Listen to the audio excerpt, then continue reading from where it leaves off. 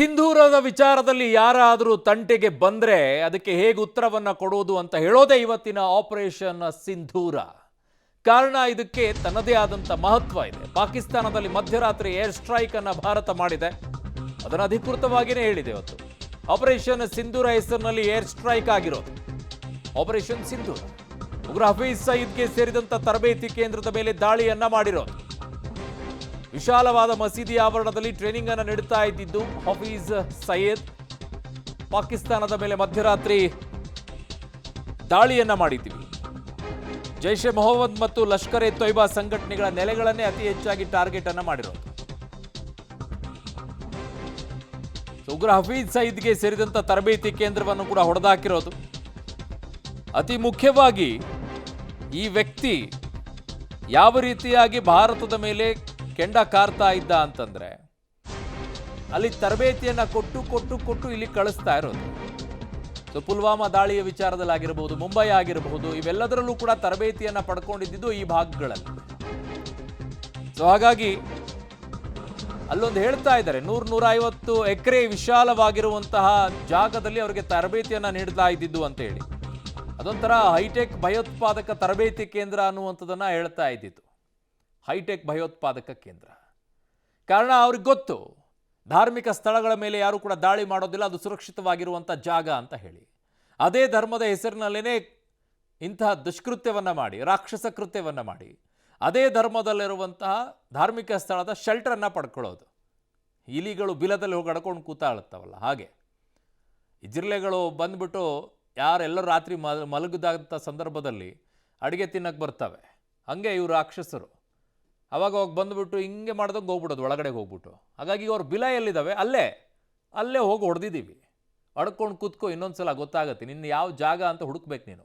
ಭಯೋತ್ಪಾದಕರಿಗೇನೆ ಭಯ ಹುಟ್ಟಿಸುವಂಥ ಕೆಲಸವನ್ನ ಇವತ್ತು ಭಾರತ ಮಾಡಿರೋದು.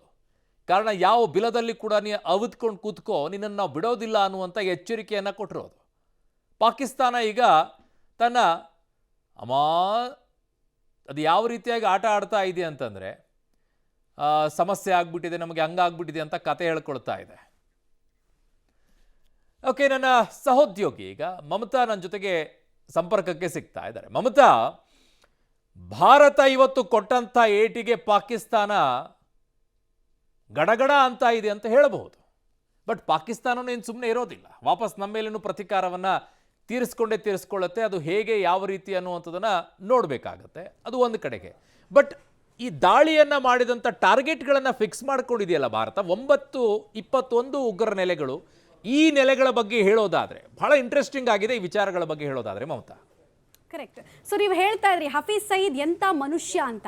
ಆತಂದು ಬೇಸಿಕ್ ಕೆಲಸ ಏನಾಗಿತ್ತು ಅಂತ ಅಂದರೆ, ಅರುಣ್ ಬಡಿಗೇರ್ ಪ್ರಮುಖವಾಗಿ ಹಿತ್ತಲಲ್ಲೇ ವಿಷಸರ್ಪಗಳನ್ನು ಸಾಕೋದು, ಅವಕ್ಕೆ ಹಾಲುಣಿಸೋ ಕೆಲಸವನ್ನು ಈತ ಮಾಡ್ತಾ ಇದ್ದ. ಹೆಸರಿಗೆ ಮಾತ್ರ ಮೌಲಾನಾ ಹಫೀಜ್ ಸಯೀದ್ ಅಂತ. ಮೌಲ್ವಿಗಳು ಮಾಡಬೇಕಾಗಿದ್ದ ಒಂದೇ ಒಂದು ಕೆಲಸವನ್ನು ಕೂಡ ಈತ ಮಾಡ್ತಿರ್ಲಿಲ್ಲ ಅಂತ ಹೇಳೋದೇ ದುರದೃಷ್ಟಕರ. ಯಾವ ಧರ್ಮದ ವಿಚಾರಗಳನ್ನು ಆತ ಬೋಧನೆ ಮಾಡಬೇಕಾಗಿತ್ತು ಅದನ್ನೆಲ್ಲ ಪಕ್ಕಕ್ಕಿಟ್ಟು ಕಾಫೀರರನ್ನ ನೀವು ಕೊಲ್ಲಿ ಅಂತ ಹೇಳಿ ದಿನ ಬೆಳಗಾದ್ರೆ ಸಾಕು ಭಾರತಕ್ಕೆ ನೇರವಾಗಿ ಅಂದಾಜು ನಮಗೆ ಸಿಗ್ತಾ ಇರೋದು ಜಸ್ಟ್ ಅಂದಾಜು. ನಾನು ಒಂದು ಉಗ್ರನೆಲೆ ಬಗ್ಗೆ ಮಾತ್ರ ಮಾಹಿತಿ ಕೊಡ್ತಾ ಇದ್ದೀನಿ. ಈ ಉಗ್ರನೆಲೆಯಲ್ಲಿ ಅಂದಾಜು ವರ್ಷಕ್ಕೆ 1000ಕ್ಕೂ ಹೆಚ್ಚು ಉಗ್ರರನ್ನ ಈತ ಟ್ರೈನ್ ಮಾಡ್ತಾ ಇದ್ದ. ಇದು ರಾ ಹತ್ರ ಇರುವಂತಹ ಇನ್ಫಾರ್ಮೇಶನ್, ಅಂದರೆ ಇದು ಪಬ್ಲಿಕ್ ಡೊಮೈನ್ನಲ್ಲಿ ಇದೆ.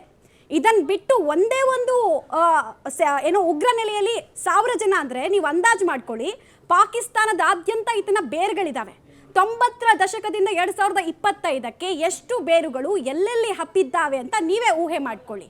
ಸೊ ಈತಂದು ಹೆಂಗೆ ಕೆಲಸ ಅಂದರೆ, ಪಾಕಿಸ್ತಾನಿ ಪ್ರಜೆಗಳನ್ನು ಮನವೊಲಿಸೋದು.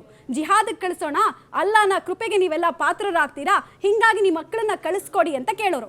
ಕೆಲವರೆಲ್ಲ ದೇಶ ಪ್ರೇಮ, ಜಿಹಾದ್ನ ಪ್ರೇಮಕ್ಕೋಸ್ಕರ ಕಳಿಸ್ಕೊಡೋರು. ಯಾರು ಕಳಿಸ್ಕೊಡ್ತಾ ಇರ್ಲಿಲ್ವಲ್ಲ ಅವ್ರದ್ದು ವೀಕ್ನೆಸ್ ನೋಡೋನು. ಏನು ವೀಕ್ನೆಸ್ಸು? ಜಮೀನು ಬೇಕಾ? ಜಮೀನು ಕೊಡ್ತೀವಿ ಮಸೀದಿ ಕಡೆಯಿಂದ. ಅಥವಾ ದುಡ್ಡು ಬೇಕಾ? ದುಡ್ಡನ್ನು ಕೊಡ್ತೀವಿ ನಿಮಗೆ ಅಂತ ಹೇಳಿ ಕಳಿಸ್ಕೊಡ್ತಾ ಇದ್ದ. ಅದರಲ್ಲೂ ನೀವು ಈ ಅಜ್ಮಲ್ ಕಸಬ್ದು ಮಂಪರು ಪರೀಕ್ಷೆ ಆತನ ಹೇಳಿಕೆಗಳನ್ನು ಗಮನಿಸ್ಬಿಟ್ರೆ ನಿಮ್ಗೆ ಅರ್ಥ ಆಗ್ಬೋದು.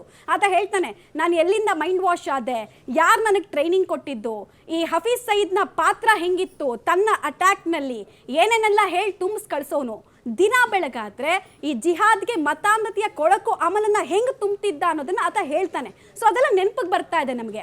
ಆಮೇಲೆ ನೀವು ಕೇಳ್ತಾ ಇದ್ರಿ ಧಾರ್ಮಿಕ ಕ್ಷೇತ್ರಗಳನ್ನ ಯೂಶಲಿ ಟಾರ್ಗೆಟ್ ಮಾಡಲ್ಲ ಸೇನೆ ಅಂತ. ನಮ್ಮ ಸೇನೆ ಅಂತಲ್ಲ, ವಿಶ್ವದಾದ್ಯಂತ ಕೂಡ ಯಾವ ಸೇನೆಗಳು ಕೂಡ ಧಾರ್ಮಿಕ ಕ್ಷೇತ್ರಗಳನ್ನ ಟಾರ್ಗೆಟ್ ಮಾಡಲ್ಲ. ಯಾಕಂದ್ರೆ ಆಪರೇಷನ್ ಮಮತಾ ಜಸ್ಟ್ ಹೋಲ್ಡ್ ಒಂದು ಅಪ್ಡೇಟ್ಸ್ ಬರ್ತಾ ಇದೆ, ನೋಡೋಣ. ವಾಪಸ್ ಬರ್ತೀನಿ ನಿಮ್ಮ ಹತ್ರ. Just hold on.